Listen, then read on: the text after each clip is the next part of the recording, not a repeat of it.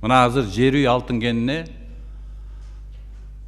Россиянын чоң банкы анан ушул жерде иштей турган жер үйдөгү компания өкө кол коюшту. 600 миллион долларга.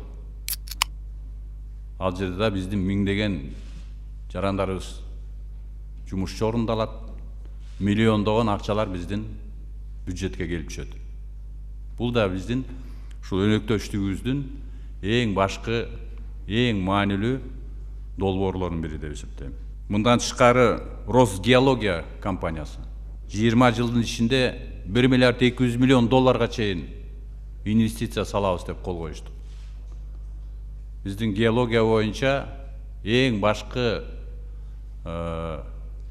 институттар ошо Россия Федерациясынан Советтер Союзунда иштеп аткан убактагы институттар геологиялык жанагыдай өзүнчө бир ишканалар биздин кумтөрдөн башка запастарыбыздын баарын чыгарган. Ошол компаниялар кайра келсе, мен ойлойм, бул жаман эмес.